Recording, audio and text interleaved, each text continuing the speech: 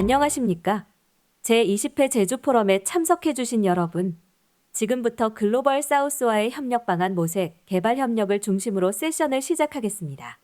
원활한 행사 진행을 위해서 휴대전화는 매너 모드로 전환해 주시길 바랍니다. 본 행사는 한국어, 영어로 동시 진행됩니다. 통역을 원하시는 분들께서는 자리에 놓여진 통역기를 착용하시기 바랍니다. 한국어는 4번, 영어는 5번입니다. Please make sure your cell phone is either off or on silent mode. Korean and English simultaneous interpretation is provided in this session. If you would like interpretation, please use the receiver provided at your seat. Korean is channel 4. English is channel 5. 네, 안녕하세요. Good afternoon. Welcome to this session for the Global South and Development Cooperation session.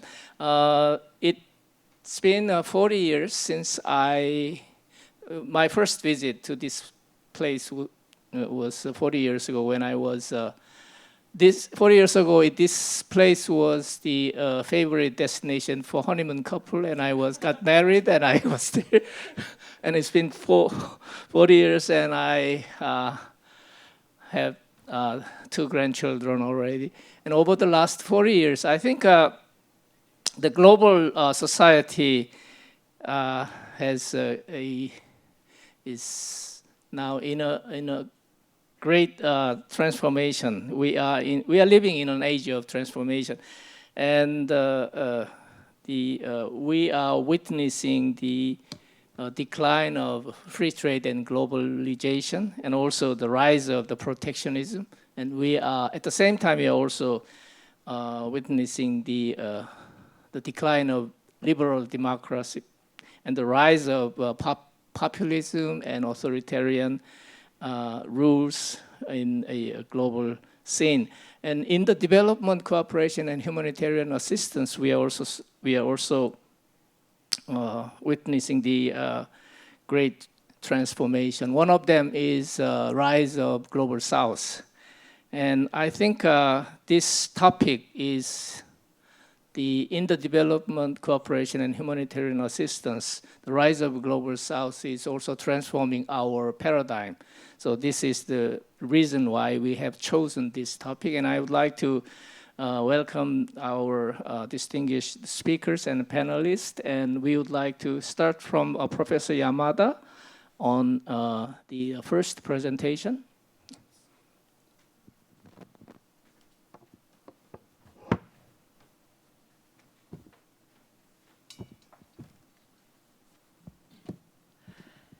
Okay, thank you very much, Chairperson, for a kind introduction, and thank you very much for choosing to participate in this session regardless of the very nice weather for the sightseeing in this afternoon. My name is Shoko Yamada from Nagoya University, and I am currently the president of Japan Society for International Development, academic association on international development in Japan. So today, following up what the chairperson has just mentioned, I'd like to consider the paradigm change from the scholarly point of view and consider what is the changing role of academics and what we have been doing so far.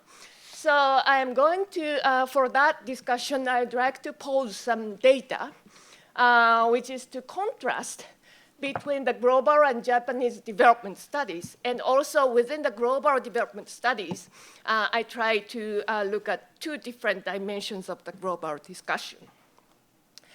So the development studies, I'm going to skip the PowerPoint a lot, so don't need to follow each sentences. Development studies is a global academic field to discuss about the poverty and the global inequality, particularly in the developing countries, right after the World War II. So the history of it has been nearly 80 years already, so it's time for us to review the field of development studies in a rather objective manner, because we have been in this field as actors, so it is difficult for us to detach ourselves, but let us try to think based on the data of our research activities. So today I am going to present some cases of the global development studies discursive space and Japanese national development studies discursive space. Discursive space, what I mean with this word is that the space I am talking about is not a physical space per se. We don't physically participate, but our ideas expressed by means of the journal articles are going to interact, being referred and mentioned in the same development studies space, so that it is going to create certain kinds of discourse within the same academic field. So first, I am going to discuss about the global English development studies space, which is more broadly beyond the boundary of academic associations or the journals. Then, secondly, I am going to discuss about 4 journals which have been considered as a stronghold of development studies.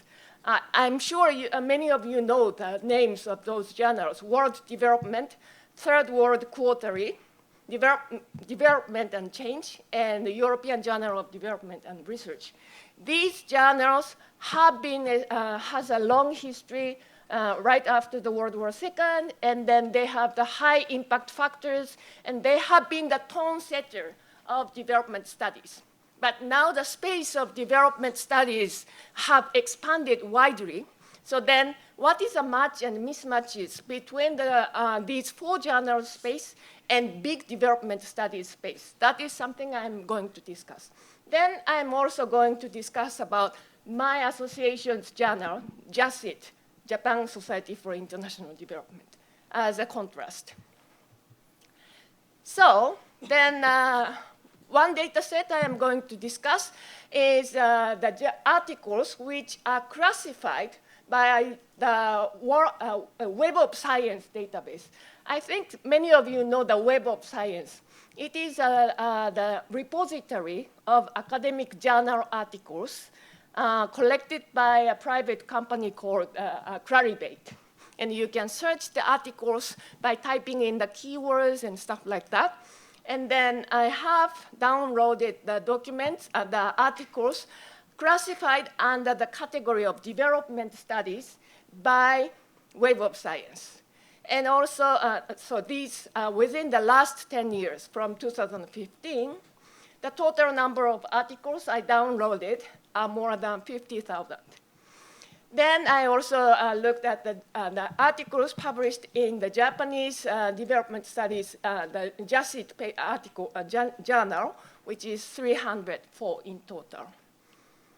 So one thing which I would like to highlight is the country of residence of the people who publish in English language. You can see that a large part, 2/3 of the people who publish in English in development studies in the last 10 years, particularly those ones who are highly cited, are from non-English speaking countries like China, India, South Africa, Russia, Japan, and Korea is also ranked at the 27th with 529 articles out of 51,000. Then, so what kind of disciplinary characteristics are there? So those articles which are classified under the name of development studies by Web of Science is not restricted by the particular journals. It is just a classification, objective classification by the Web of Science.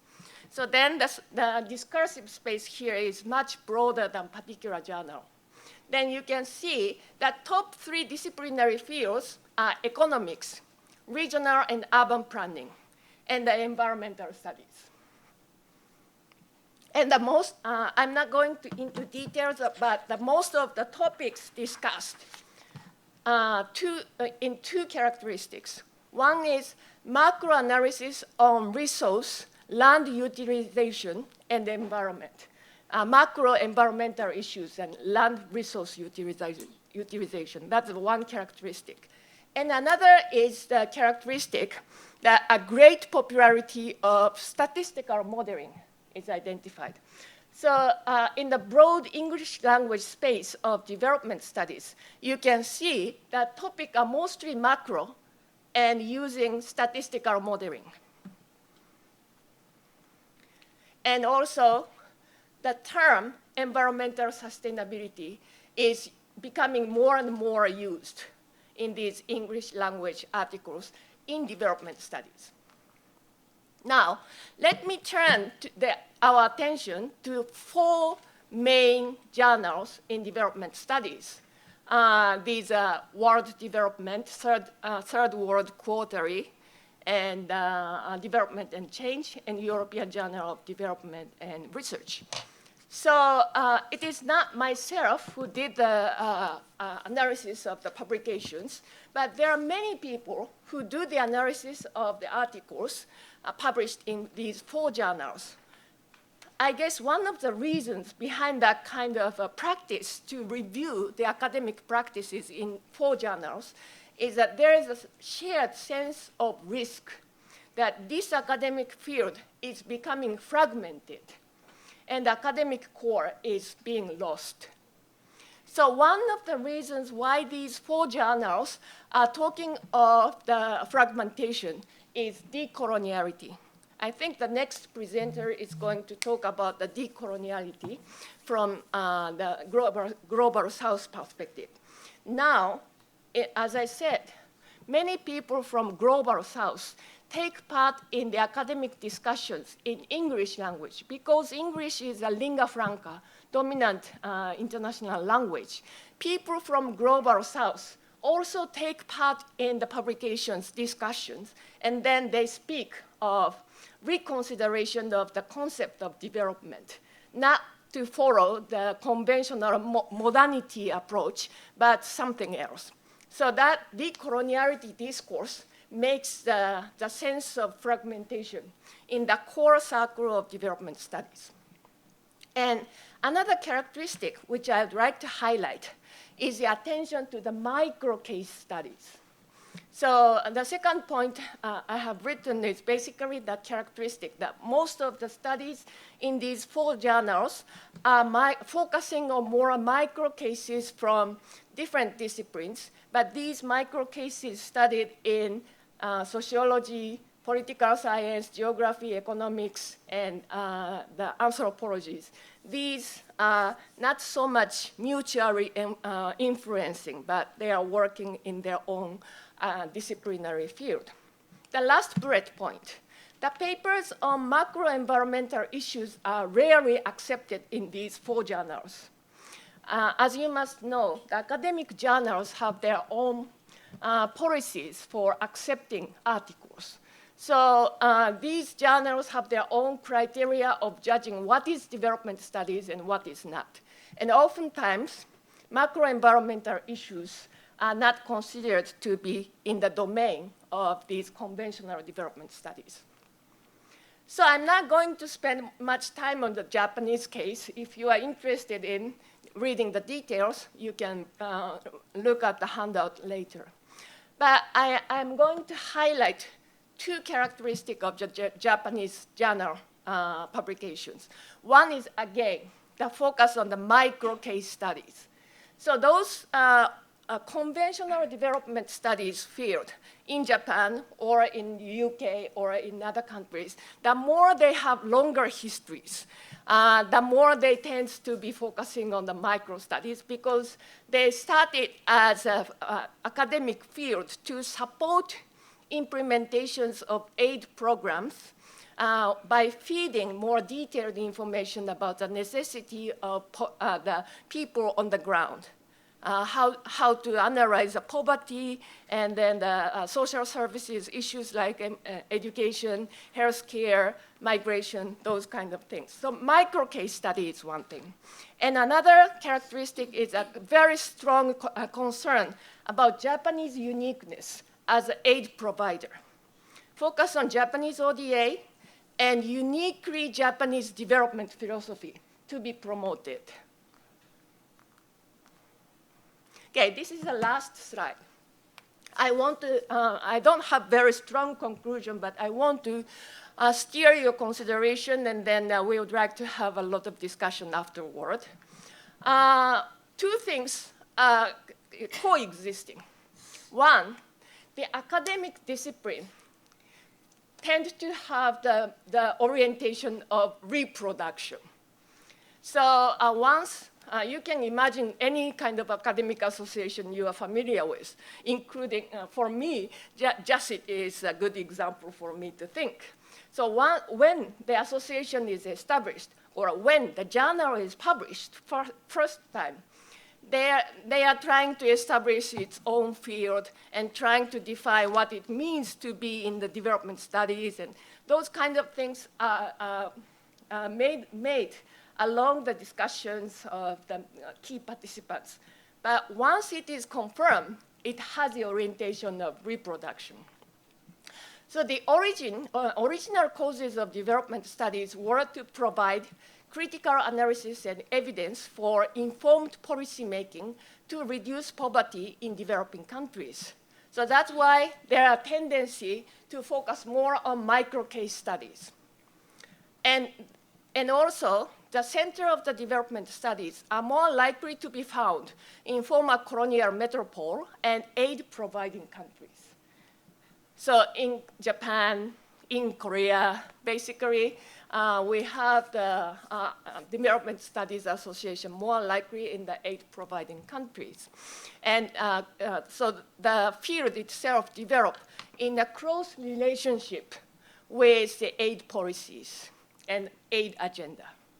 Meanwhile, today's world, today's environmental sustainability concern require macro-level initiative. So now, as we have seen in the analysis of the Web of Science classified English papers, there are more papers about environmental sustainability, CO2 emission, and environmental sustainability and those kind of things. And those require more macro approach. But in the conventional development studies circle, these papers are missing, greatly missing. I'm not saying there is nothing, but very few. And growing demands for the analysis using the large quantitative data, such as GPS-generated data, social media data, and the mobile phone data. So there is a growing demand for the technique to analyze those data. Data processing technique is highly demanded. So it's going to be more and more quantitative than qualitative. And the Global South is now not a passive recipient of development assistance anymore. They're claiming very strongly for the decoloniality. So how to reconcile these different voices within the circle of development studies? That is a challenge we are facing now. Can development studies refine its academic core and improve its social relevance? That is something we have to really seriously think about in today's world. So let me close my presentation by posing this question to all of you. What do you think are the characteristics of Korean development studies, and where do you think fit and misfit exist between the Korean development studies and real world demand? Thank you very much. Thank you very much. Thank you for raising interesting last question on Korea. Thank you so much for the sharing your views and the studies and the trends in Japan and Asian countries. I think we are in the development cooperation. We have two main the actors, like actors who are focusing on the implementation, and the other one is like research. And in Professor Yamada gave us a insight on the recent trends in the studies in the academic circle on this topic.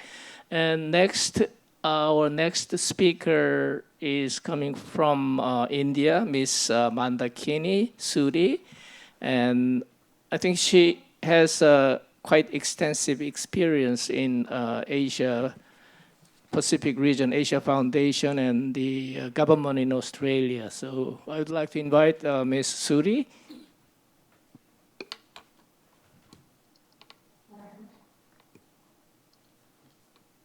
Good afternoon, everybody. Are you able to see my screen? Yes. Thank you so much, Chair. Good afternoon, everybody. My name is Mandakini Suri. I'm coming to you today from New Delhi in India. I'm very sorry I wasn't able to join you in person, but I'd like to thank the forum for this opportunity to participate in this panel. I'd like to start my presentation by reflecting a little bit on the moment that we're in. The Chair mentioned a little bit earlier about how we're going through a very profound moment in international relations and international development. And I'd like to share with you a quote made by Prime Minister Lawrence Wong from Singapore a few months ago in Parliament, where he said that the world is in flux. The familiar signposts are fading, but the contours of a new global system have yet to take shape. So we are in a period of transition, uncertain, unsettled, and increasingly unstable. The era of rules-based globalization and free trade is over, and this marks a profound turning point. We're entering a new phase in global affairs, one that is arbitrary, protectionist, and dangerous. And I think this really captures in many senses the context of the conversation we're having today. And what I'd like to do in the next few slides is tell you a little bit about how I see the Global South responding to these shifts. But let's zoom out a little bit and talk about what are some of the trends shaping development aid and cooperation today. So it's clear that we're living through a polycrisis, conflict, climate change, economic volatility, and overlapping global shocks. Multilateralism is increasingly under strain. There's been an erosion of trust in the UN system, the WTO, and other multilateral institutions. Globally, we've seen traditional DAC donors have been cutting back on their aid budgets because of domestic political pressures. We've seen the fallout that's happened as a result of the closure of USAID. I'll talk a little bit about that, but also governments such as the UK, France, and Sweden as well. We see the rise of economic protectionism, shifting away from globalization to a new era of tariff and trade wars, which has been fueled in many cases by a shift towards more, assertive nationalist tendencies. But on the flip side of that, I think it's easy to say that the glass is half full, but it depends on how you look at it. We also see the rise of non-DAC development partners and cooperation modalities. China, India, Thailand, Indonesia, Brazil, South Africa, all are countries that are looking at development assistance, new models of South-South cooperation and triangular cooperation. At the same time, there are new blended finance and private sector-led approaches to development which are emerging. Forums that are Southern-led and alliances such as the G20, the BRICS, the SCO, ASEAN, IPSA, and others are also gaining in prominence. And I think, as Professor Yamada very rightly said in her presentation, are also seeking to shape the discourse around development, moving away from very Western-led approaches to a much more anti-colonial, decolonized, locally led approach. Which focus on the evolving priorities of the Global South, which is very much centered around climate change and climate resilience, disaster preparedness, pandemic proofing, as well as looking at issues around digital inclusion and infrastructure. So just to talk a little bit about what's happening in terms of traditional, DAC donors and ODA, we've seen, I think the most significant impact we've seen in the last few months has been the closure of USAID and the impact that that's had across the sector. But if you look at it actually over the last few years, ODA has been declining from 2023 to 2024, particularly I think from 2024 onwards, it was something like 198 billion by the 17 largest DAC donors, which is estimated to drop quite significantly, with some estimates that it'll go down by at least 15 to 22%.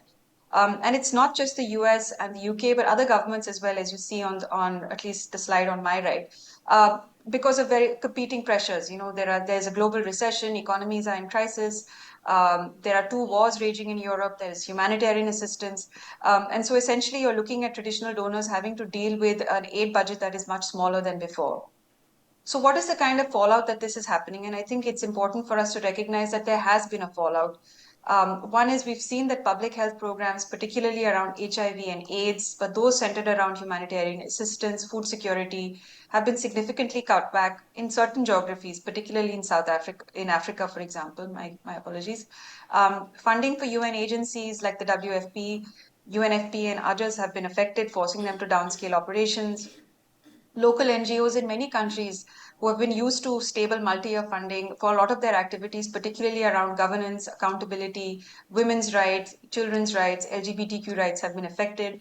And there are also very important questions being asked around the future of financing for development, the SDGs, and other global public goods, which will be the subject of conversation that many governments will have at the financing for the future of development in Spain in the next few months. But is this really a crisis or an opportunity? And that's what I'm here to pose this question for you today. I think for many countries in the global south, this is a really important catalyst for a change, for a time to think about a new paradigm in development cooperation. Because many in the global south feel that the traditional system of aid and aid assistance and development cooperation has been ailing for some time. It's had some issues and has really failed to take on board the perspectives of countries in the south, lower middle income countries, middle income countries, and also high income countries. And what they're really arguing for is for a development paradigm or approach which is more focused around self-reliance, locally led solutions, that acknowledge that there are new models of and approaches of cooperation that have been tested and piloted in the South that are working, that are effective and are efficient, that there are new modalities of financing the future of development and growth, and that there is need to really prioritize resources and funding and financing around issues that address the serious issues that the global south is facing, whether, as I said, on climate resilience, on digital inclusion, and on infrastructure. So essentially what the South is calling for and has been calling for is a shift from an aid paradigm to one which is looking at diversified partnerships and alliances that align development assistance with country development priorities and goals, and that emphasize that solutions must be locally led, must look at blended finance, and must be focused around innovation. But does that mean that the global south is sitting patiently waiting for things to happen on the side? No. I mean, the global south, and I'm sure many of you in the room are also aware, have been leading from the front. Southern leadership by non-DAC donors has been visible over the last 2 decades, whether it's through forums like ASEAN or the African Union, BRICS. I'm based in India. India led the G20 with a very strong focus on a message around one earth, one family, one future. We have the Pacific nations, IORA, as well as new financing instruments such as the AIIB, the New Development Bank, the SCO, and also new institutions like the CDRI and ISA, which are focused around issues like climate change, disaster resilience, and solar energy, for example, renewable energy, which are again very strong issues that the South is concerned about. I'd like to focus very briefly on 2 case studies or 2 examples on this is an issue that I've been working on for a long time, which is India and China as new development partners. Now, many often people say, oh, India is a new donor, but actually India has been providing development assistance since it's gained independence, and its story around development cooperation is very rooted in in the idea of the world as one family, its own history as a colonial, as a country that was colonized. It emphasizes demand-driven, unconditional, and human-centric assistance. It utilizes a variety of modalities, grants, credit, lines of credit, etc., technical aid and capacity building. It tends to focus very much on countries in the global south, those within its immediate neighborhood in South Asia, but also has expanded to the Indo-Pacific, the Africa and other countries. In terms of its global engagement, I mentioned the G20, but also BRICS, and is leading on IPSA, CDRI, and others. India's Prime Minister has a strong focus on taking India from a developing nation to a developed India, and India still continues to have a lot of development challenges, but the strong focus on science, technology, and youth engagement as being the key to taking India to what our Prime Minister calls Viksit Bharat.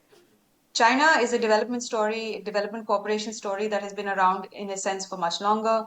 China positions itself as a responsible global leader. It has put out several position papers on its approach to development assistance and cooperation.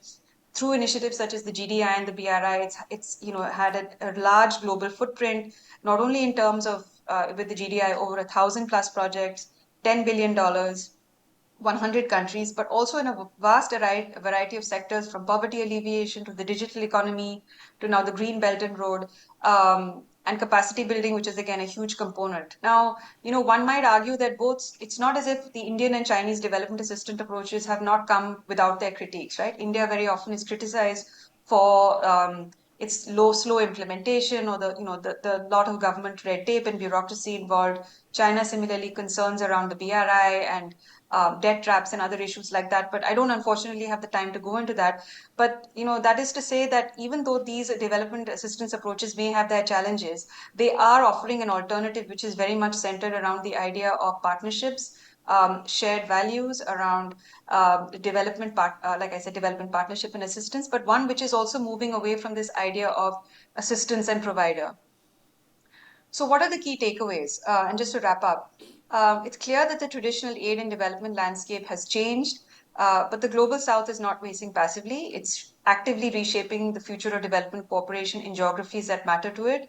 China and India, as well as many countries in Southeast Asia, in Latin America, in Africa, are part of that shift, are shaping that shift.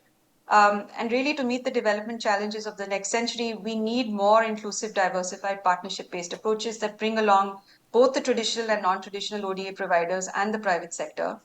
And I think it's also really important to emphasize is that I think there's a lot of lack of knowledge and understanding about what it is that new development partners, what is India doing, what is South Africa doing, what is China doing, what are partners like Korea doing in these geographies as well. So just to wrap up, some recommendations for your consideration and for the conversation going forward is to really for donors, all donors, to think about supporting South-South and triangular cooperation, to champion more predictable and flexible long-term development financing. As we've seen with development aid, with the US aid, for example, sudden shocks to the system like that can really throw off decades of efforts made into key areas. Support innovative solutions around climate resilience, digital transformation, and health. Invest in locally led solutions and grassroots civil society, and work towards a more inclusive, equitable global development cooperation architecture. And finally, also to invest in approaches that monitor and track the effectiveness of development cooperation initiatives. So that brings me to the end of my presentation. I'd like to thank you for your kind attention, and my thanks to the Korea National Diplomatic Academy and the Jeju Forum Secretariat for the opportunity to participate today. Thank you. Thank you very much. Thank you so much for giving us you have given us a very interesting two keywords, Southern perspective and Southern leadership. Global South's perspective and leadership will be a very important topic that we have to think about. And also you have shed a light on one of the very important country shaping this global South and the development cooperation governance, the two important countries, China and India. And we are supposed to have three speakers from three panelists, but I would like to propose I would like to open the floor for one or two questions before we move on to this, giving the floor to this panelist. So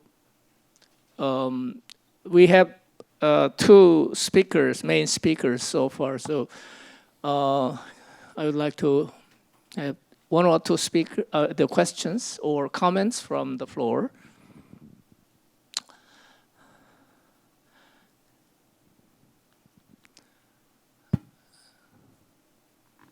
I see Ambassador Lee and also from the CSO and the private sectors. I understand there must be some questions. And also INGO.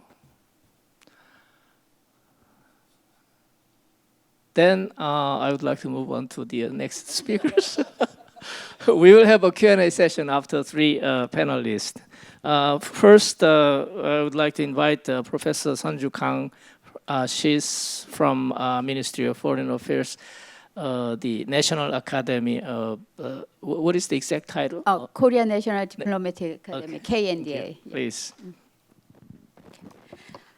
Thank you for the introduction. I am Sunju Kang from Korea National Diplomatic Academy, and I am very pleased to participate in this session as a discussant.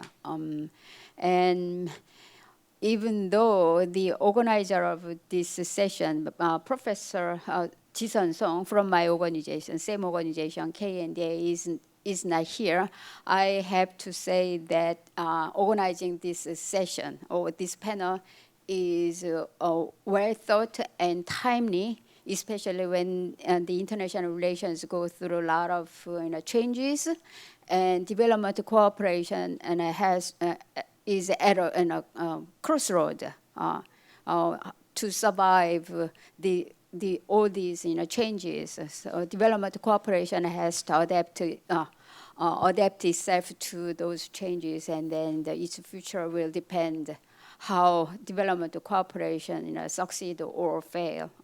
Is endeavor to adapting to the changes.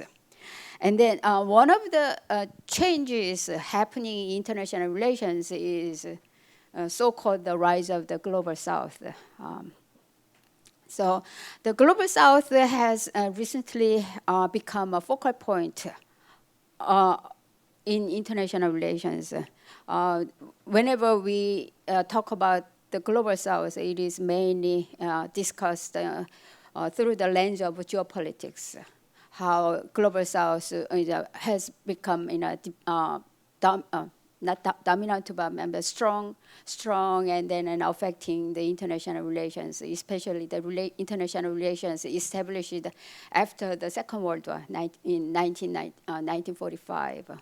As the global international order that the United States led to establish and maintained for almost 70 years are becoming fragmented, and many new players are rising and affecting and changing the course of international relations, and that is the rise of the global south.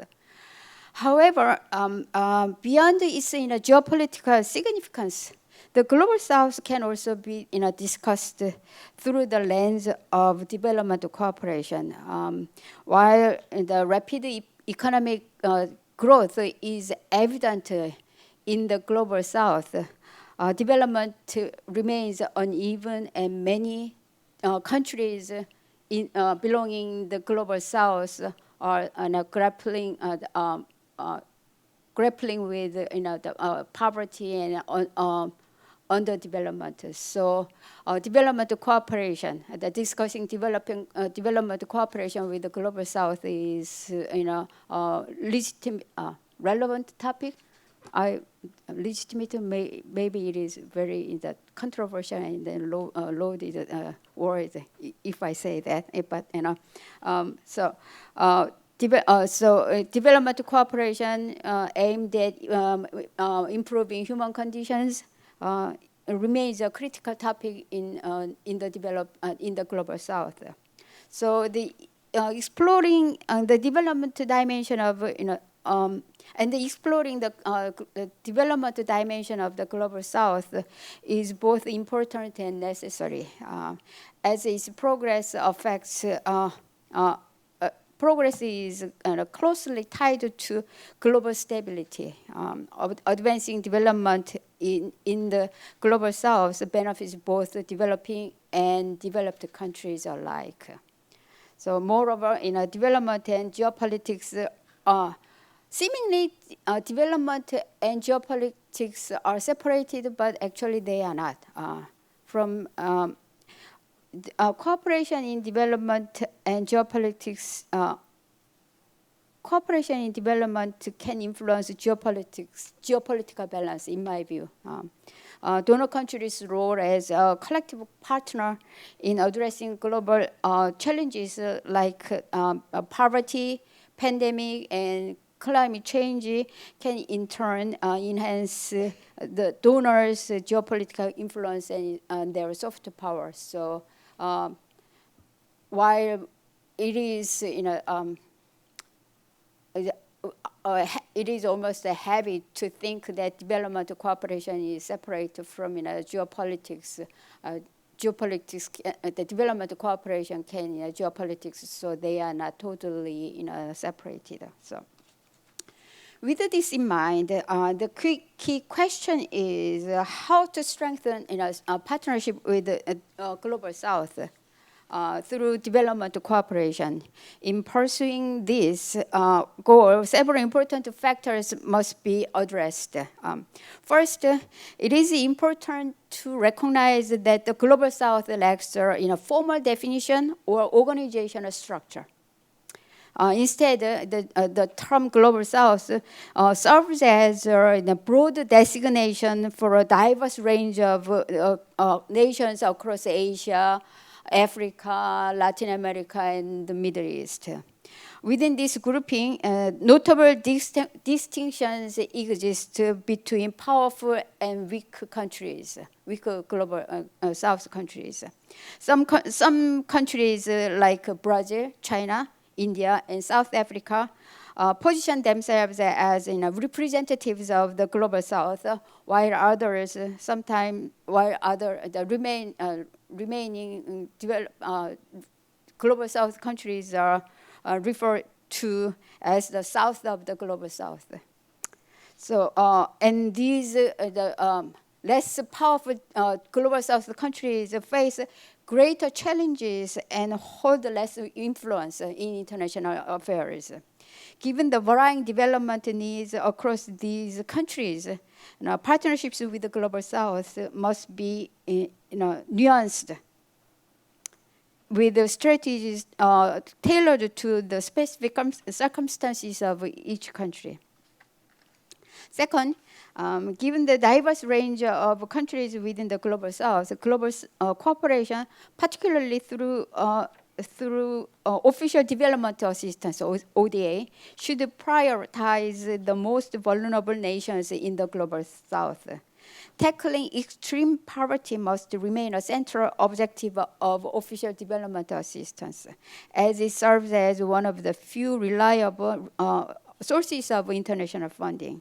As a vital tool for addressing humanitarian needs and promoting sustainable development, official development assistance should demonstrate a firm commitment to securing public resources for those most in need. Third, development cooperation with the global south must prioritize climate change and environmental sustainability. As global temperatures rise, the global south region faces disproportionate harm with its economies and societies increasingly vulnerable to extreme drought, flood, wildfires, and other forms of climate-related disasters. Despite historically contributing far less to greenhouse emissions, up to 15% of the global south combined GDP could be at risk due to climate change impacts by 2050. It is a significant. The number 15% is significantly higher than the 4% projected for developed countries. Furthermore, development cooperation with the global south should take a new strategy to address climate change and promote economic growth simultaneously. Sustainability and economic expansion can be mutually reinforcing and create economic opportunities for millions, while advancing global priorities such as green energy and sustainable development. The long-term prosperity of the global south region depends on embracing a greener development model.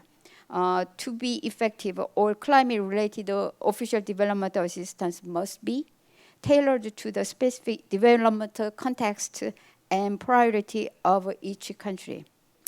So as a conclusion, is that unlocking the global south's potential for green development will require sustainable, sustained international support. Green development cooperation must acknowledge that official development assistance is only a small fraction of the total financing needed and must be complemented by additional public and private investments in sustainability and climate solutions. Without such supplementary funding, and the limited resources of official development assistance alone will be insufficient to drive lasting green development in the global south region. Thank you. Thank you very much. Our next, I would like to invite our next speaker, panelist from Kyung University, Professor Kwak. Please. Okay, thank you. I'll be very pinpointing and short, I guess. I always start my speech like this. However, it takes time sometimes. However, I would elaborate rather than not repeating what you have said, the both presenters, about what we are heading for. With regard to the current trend of reshaping the international development, One of the most commonly heard word is private sector, business, entrepreneurs, development finance, all those stuff. So the role of the business, whether we liked it or not, will be emphasized more in the Global South. In the light of the decline of the so-called ODA, then we have to familiarize ourselves with the terminology of private sector engagement, PSE. PSE is the concept emphasizing both national or international firms doing business while pursuing development values. So you have to catch the two rabbits with one bullet. It may be easier in the developed world, where there is more business-friendly environment, where people have more purchasing power, where markets are more matured. However, in developing country, it is not easy to conduct a business from the first world angle, probably. And there are businesses. However, as a foreign investor from somewhere in Europe, Asia, or North America, it will be very, very difficult for them to conduct a good, bankable business in the Global South. So market is not matured. People has no purchasing power as we do here in the first world. So first, anyway, we have a challenge. That's what I'm telling, that in terms of PSE, it is emphasized, however, it is very challenging. However, there is one very important and single and interesting issue in the climate change sector, because all my predecessors mentioned importance of a climate.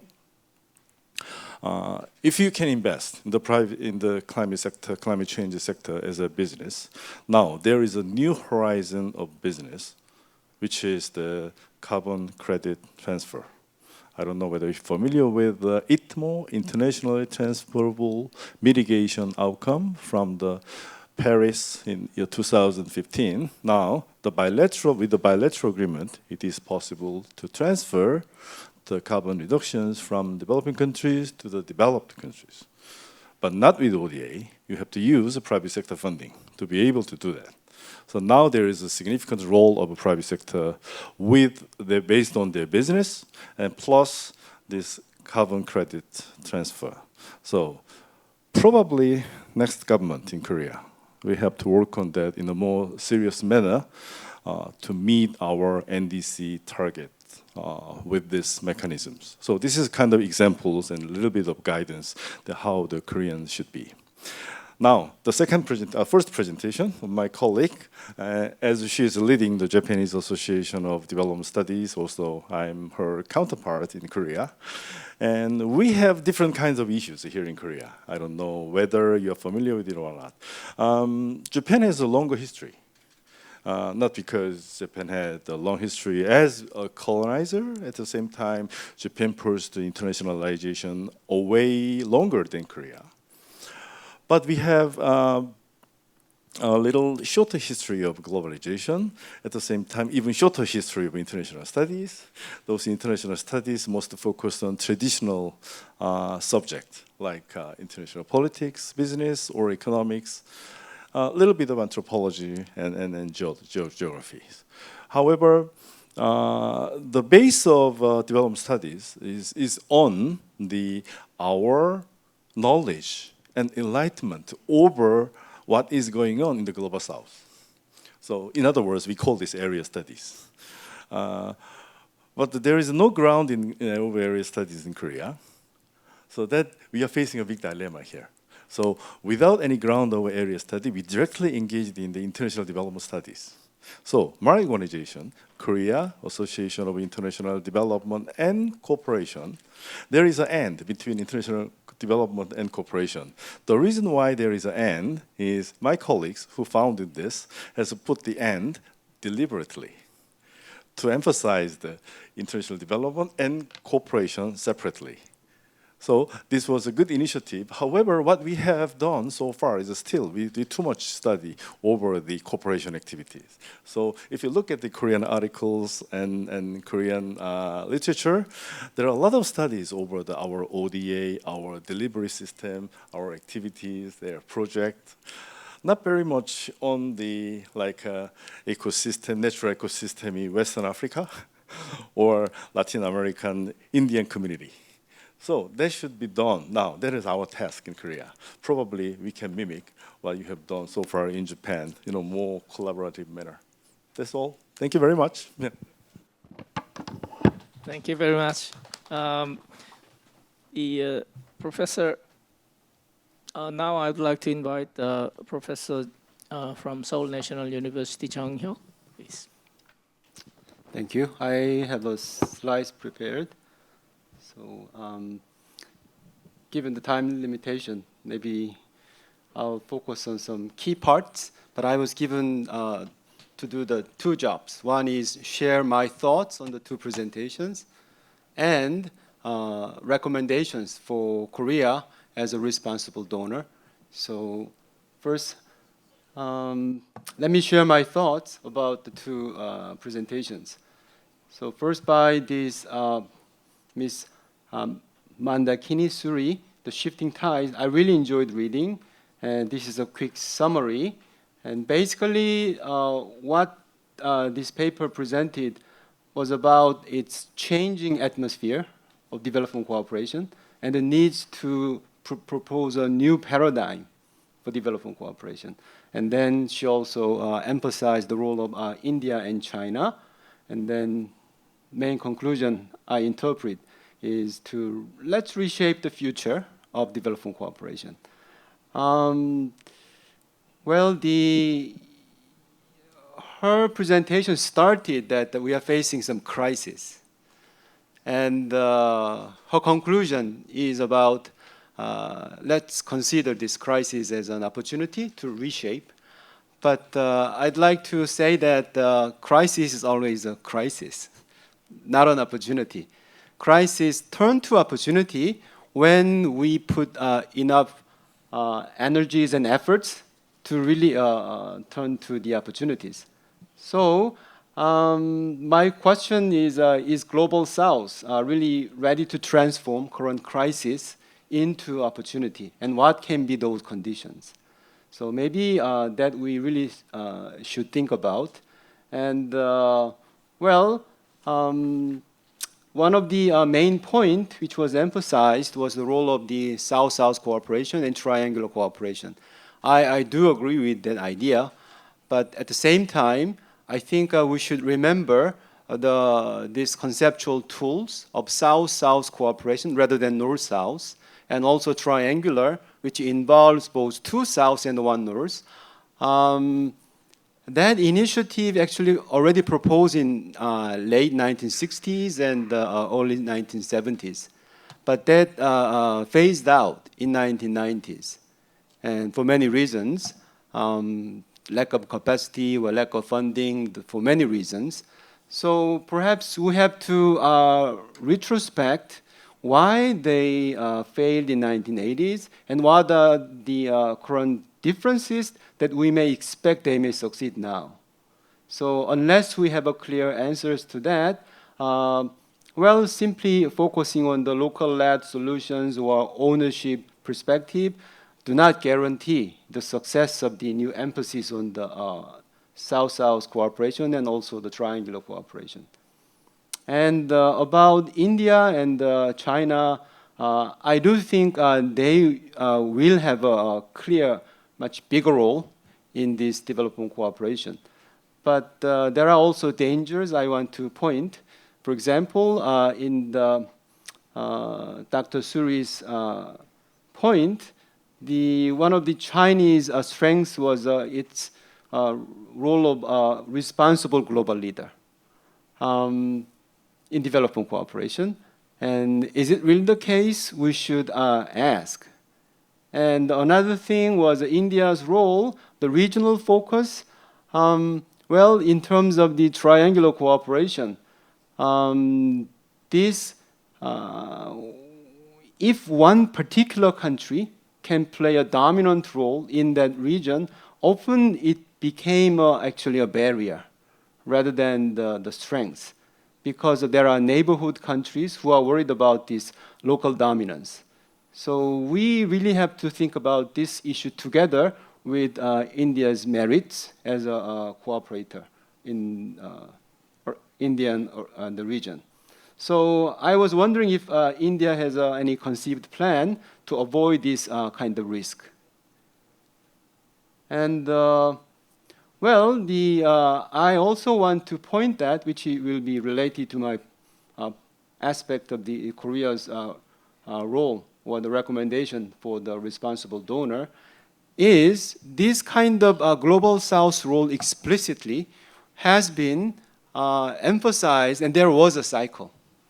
So whenever there is a funding problem from the North, and this emphasis, like a South-South cooperation, is coming out.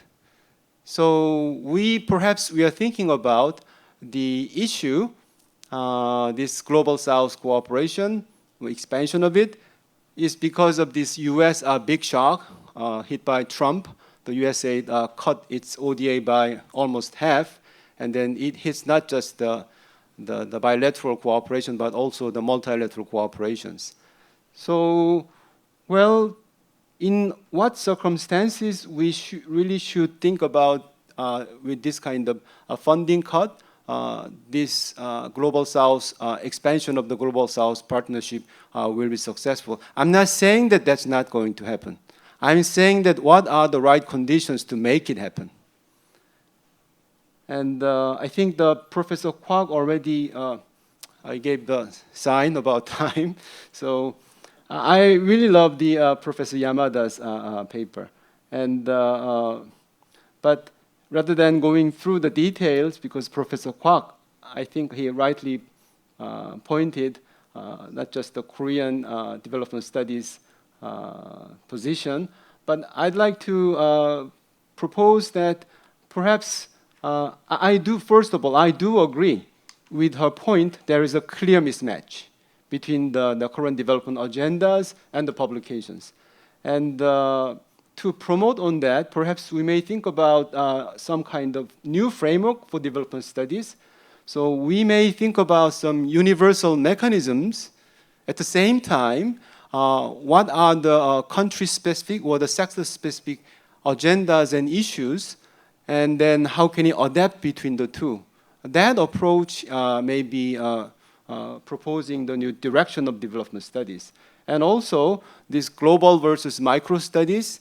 And well, the best perspective may be, we really need the global perspective at the outfit, but at the downside, it may not be that helpful for specific countries. So we do need micro studies as well. Then how to adapt between these two?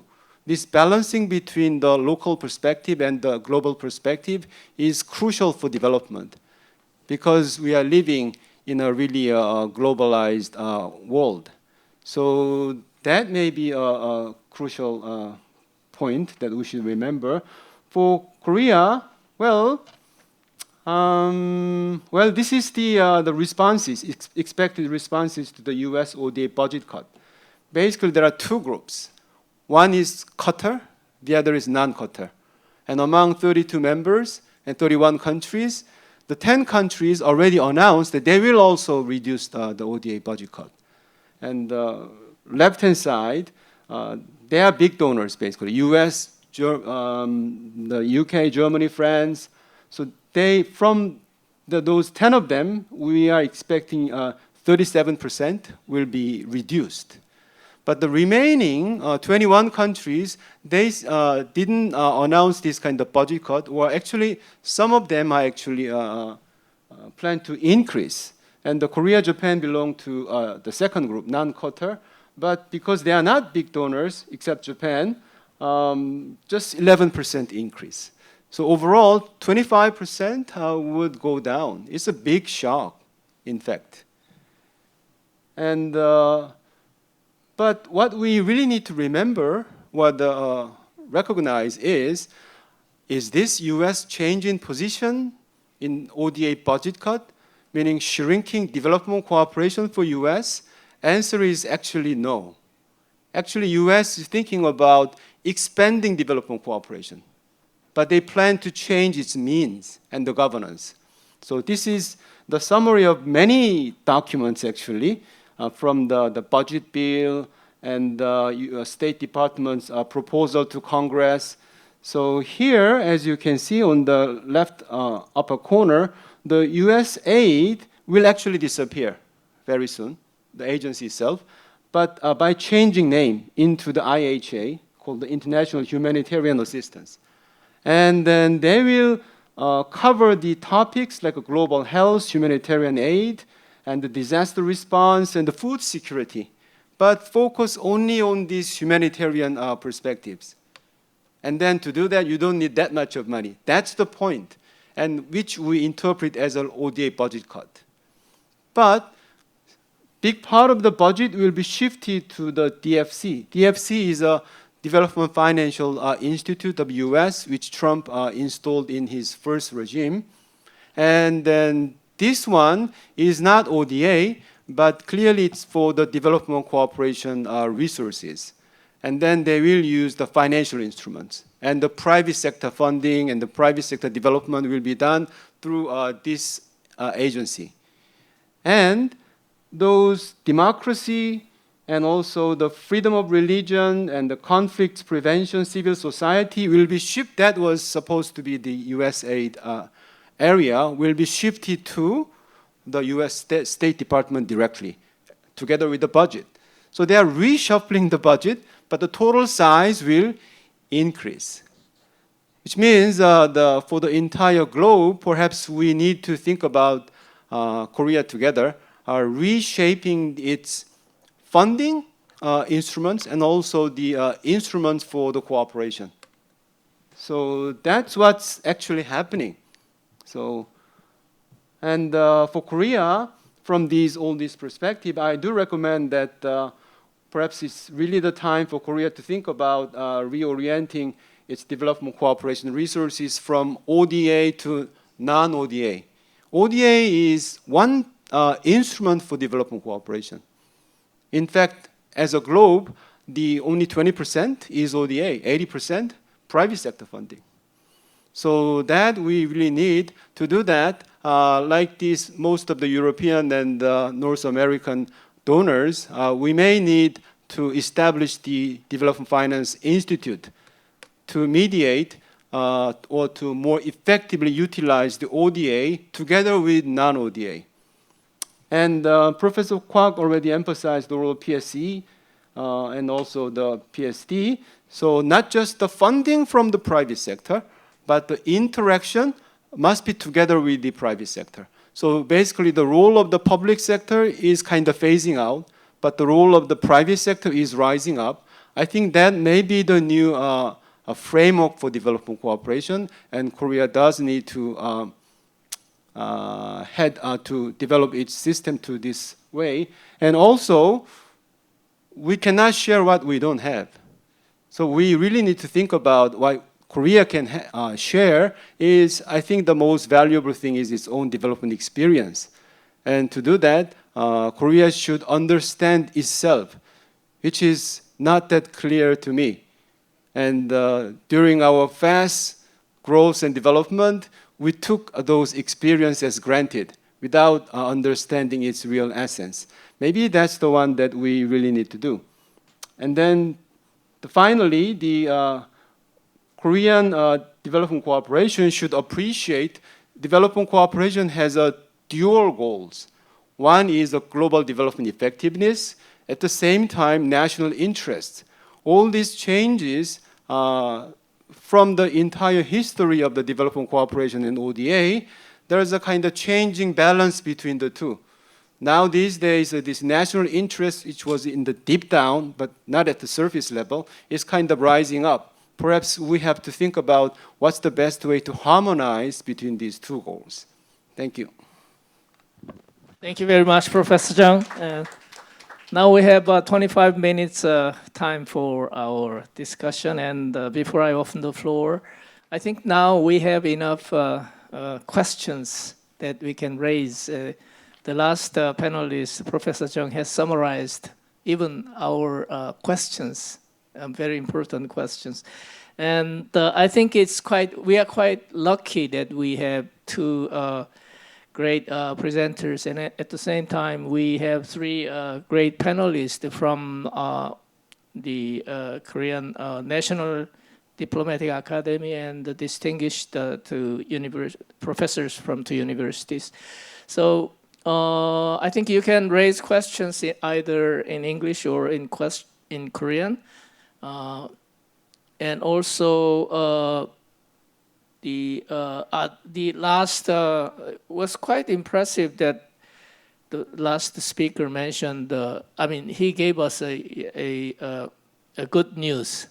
I was so sometimes disappointed that the trends of shrinking and declining, all this ODA and this development cooperation and political wills, but he gave us a very important keywords. It's not shrinking, but reshaping, and also even increasing this the development cooperation. Even the ODA is a small a part of this development cooperation and humanitarian assistance. And so I would like to now open the floor. And I just want to share one important experience. Over the last 2 weeks, I had a chance to visit a National Assembly to have a memorandum of understanding of two main parties with the civil society organizations in development cooperation and humanitarian assistance, KCOC, which is an umbrella organization I'm representing. And so we have the MOU, and what we found, it's a good news. There's a consensus in this development cooperation issue. Both parties are quite, there's no, the disparity. In almost every issue, this polarized politics and polarized the society, but this, as far as this development cooperation and humanitarian assistance, ODA is concerned, is a consensus. There's no difference. So they are quite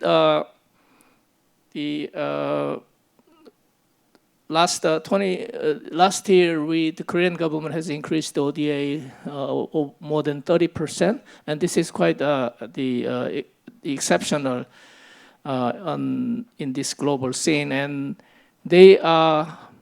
both parties would like to maintain this stance, maintaining and also increasing this volume. So I think this is a good news. And with that, I would like to open the floor now, please. I think you may have enough time, topics for questions this time. Yes?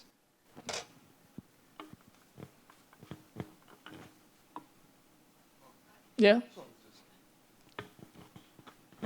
손을 들진 않았는데 한번 마이크를 잡은 게 말씀드리겠습니다. 한 두 가지 정도가 있을 것 같은데요. 일단 저는 긴장이 되네요. UN 훈련 연구기구 제주 지역 연수센터에서 일하고 있는 조선희라고 합니다. 일단 두 가지 정도인데요. 지금 온라인으로 연결되신 저희 전문가님을 포함해서 누구든 답을 해주시면, 말씀을 해주시면 고마울 것 같습니다. 아까 방금 만다키니 수리 전문가님께서 말씀하신 부분에서 좀 눈에 띄었던 게 locally led development라는 부분이 좀 눈에 띄었습니다. 그래서 사실 저희가 그 관련해서 좀 전문가 세미나도 좀 하긴 했었는데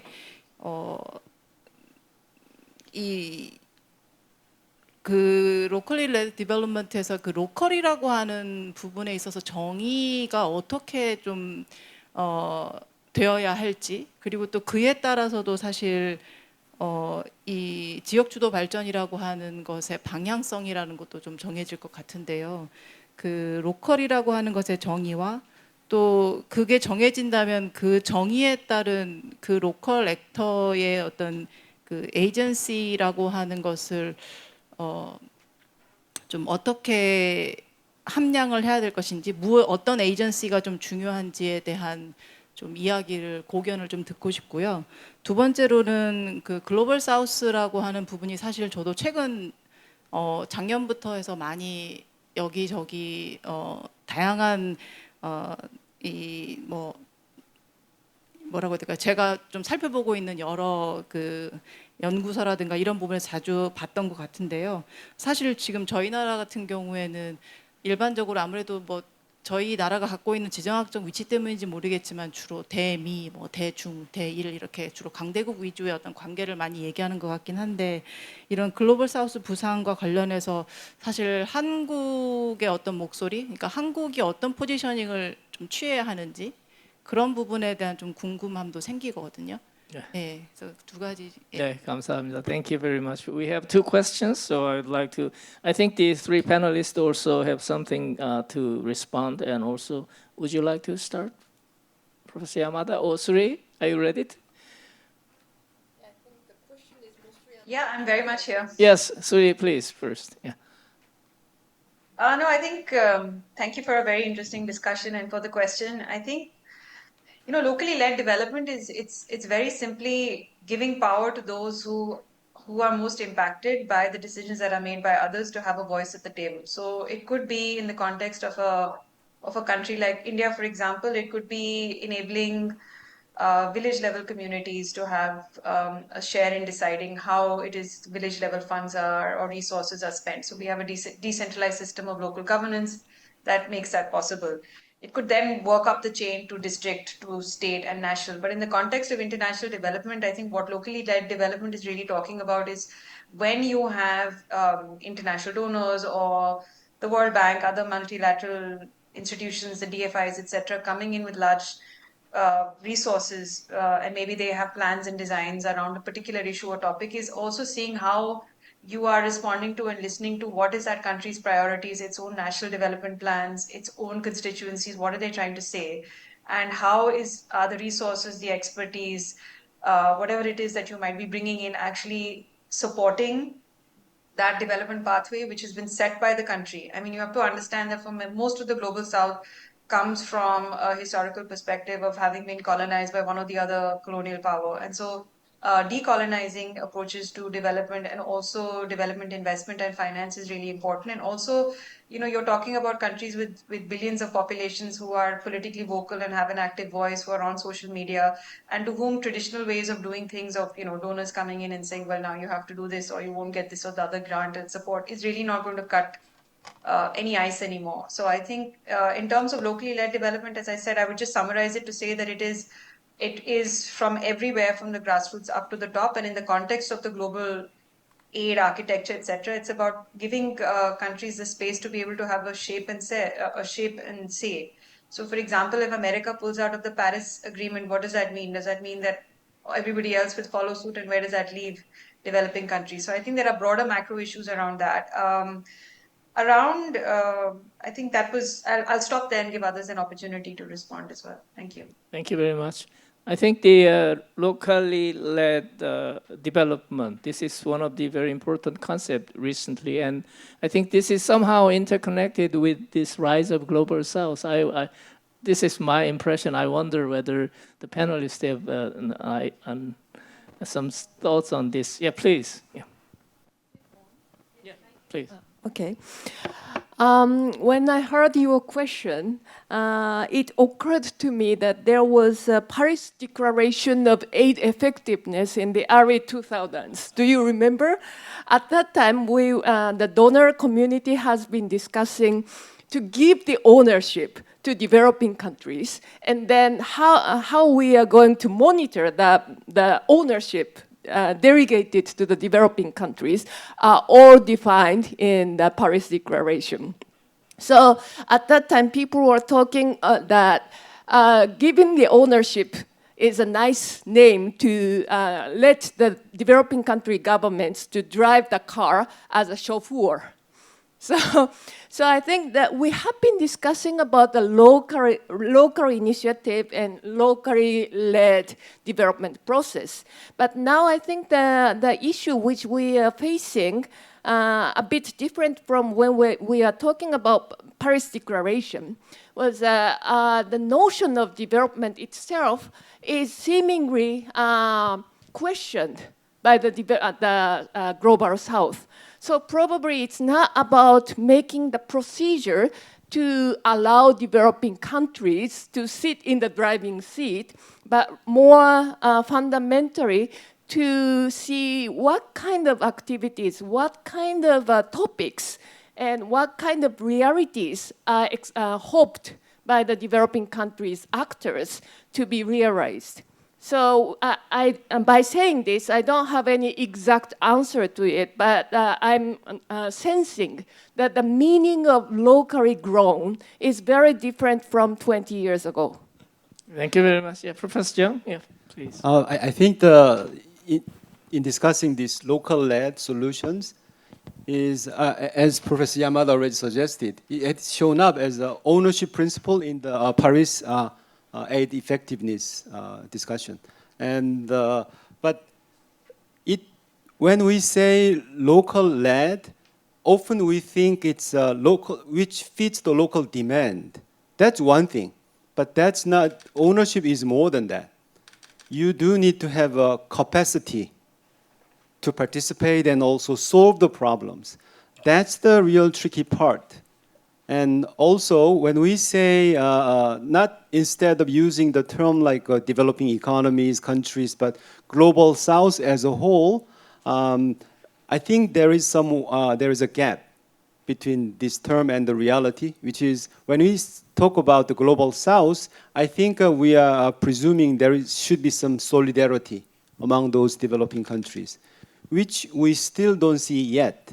So perhaps, are there any opportunities and the possibilities to build such a solidarity in terms of policy coordination and institution building? I think we should think about this issue from that perspective as well. Yeah. I'm very happy to hear you mention this so-called ownership principle, 2005. At the time, the indicator of ownership was whether the country have national development plan or not. Mostly they didn't have. What happened if they don't have? International community or donors they support. So they start to send the consultants to assist to making the development plan. However, they didn't assist. They did write up the development plan. So this tradition has long been engraved in the national development plan of any countries in the global south. So please do not 100% believe in what is written. What is more important is whether they implement the plan or not. Still, there is a big gap between the plan and implementation. So the traditional, this ownership principle is not successful actually. Whether it's imposed, it's not implemented. What is more important is the genuine meaning of locally led development, whether it's project demand and project need is genuinely grounded locally, is implemented with local touch or not. This is much more important than what is written in the development strategy. So last year, his organization, KCOC, and Dr. Shin has led the study about how we can strengthen the locally led development. So we can read more on that. Thanks for the question. Professor Kang, yeah, please. I think there were two questions, and then yes, yeah, and I'd like to address the second part, what South Korea is doing about the global south. Actually, the question itself, your question itself is captured by geopolitical lens on the global south. I mean, the global south includes 130 or 40 countries. And then, as we say that, as we talk about the rise of global south, we usually mention those 5 countries. the remaining 125 or 135 countries are almost disappearing or forgotten. So when we ask what Korea or other developed countries are doing about the global south, we have to be we should be more candid or clear about who we are talking about, which country of belonging of the global south we are talking about. So the so-called representative global south countries, those 4 or 5 countries, they are developing fast, or even they already developed fast, so they may not really need development cooperation from developed countries. But the countries, global south countries that need development cooperation from developed countries are, I think, the remaining 125 or 130 countries. So,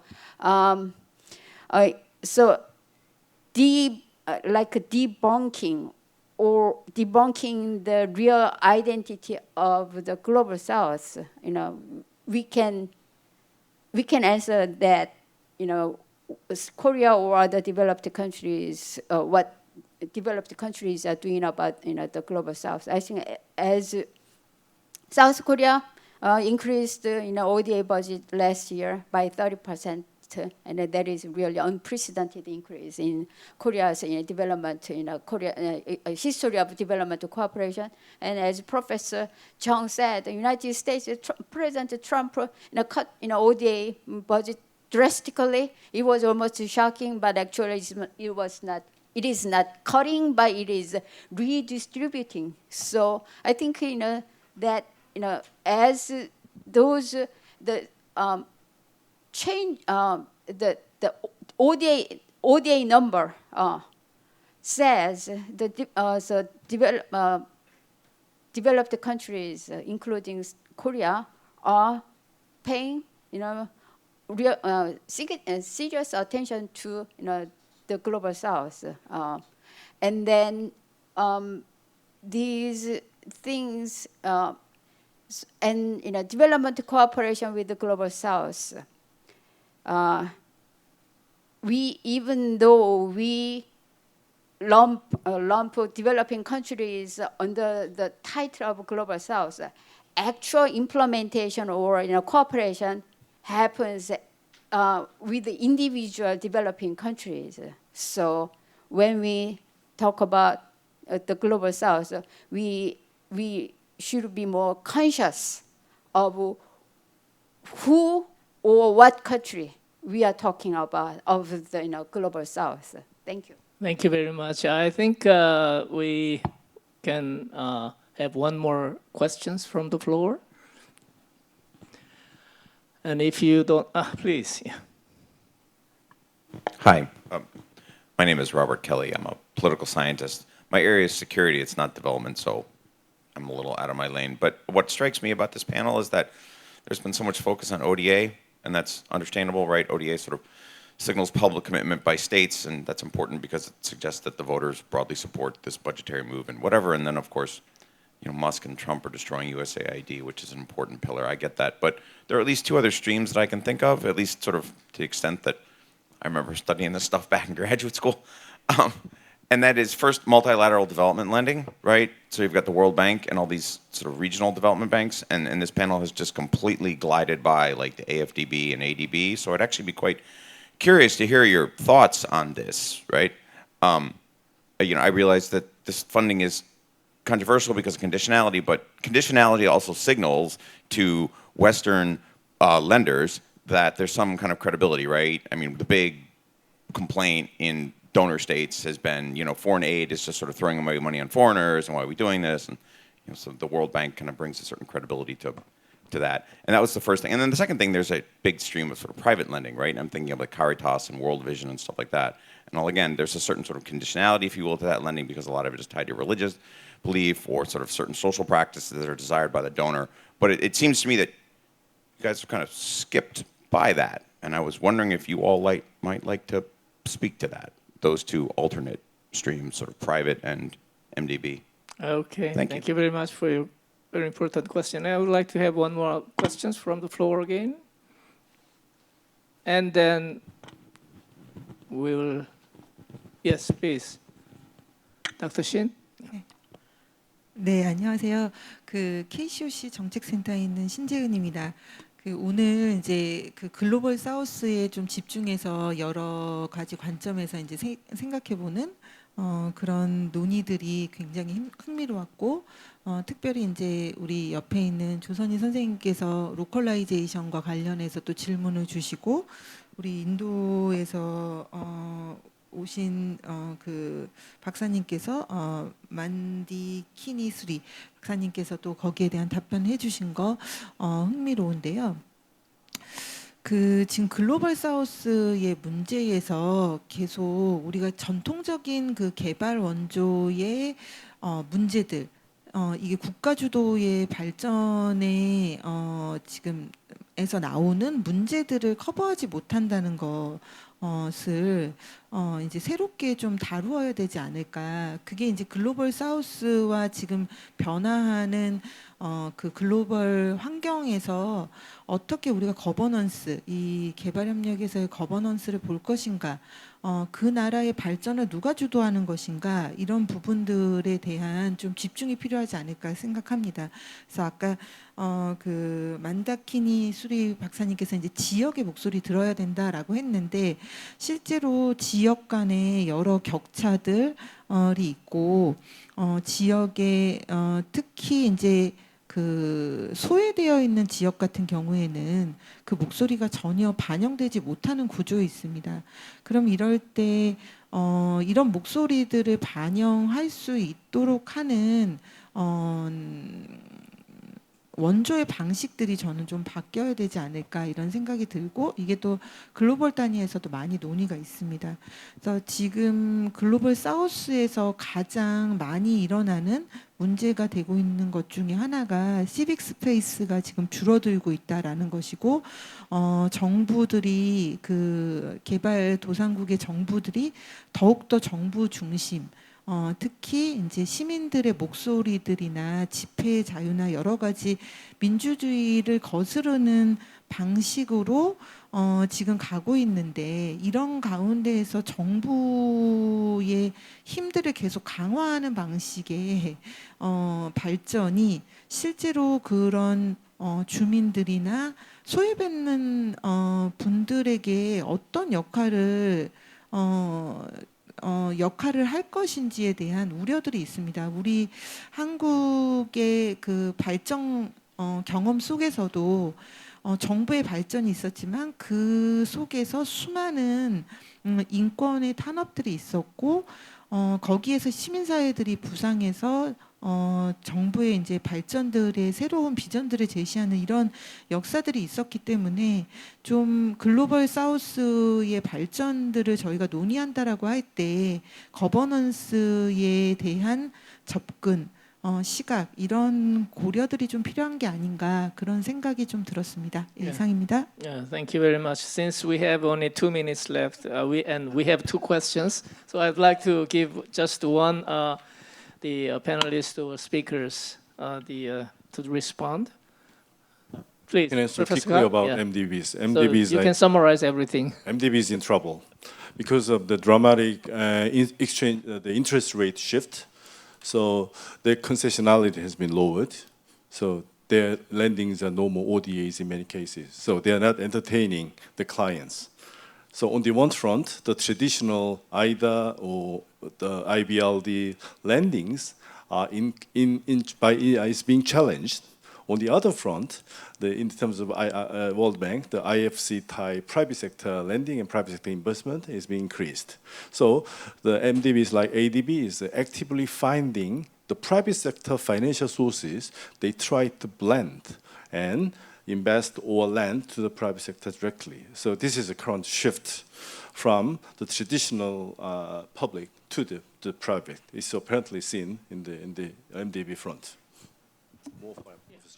Professor Chung? Maybe that I thought that I could answer that, and then civil society was answered by the Professor Kwok.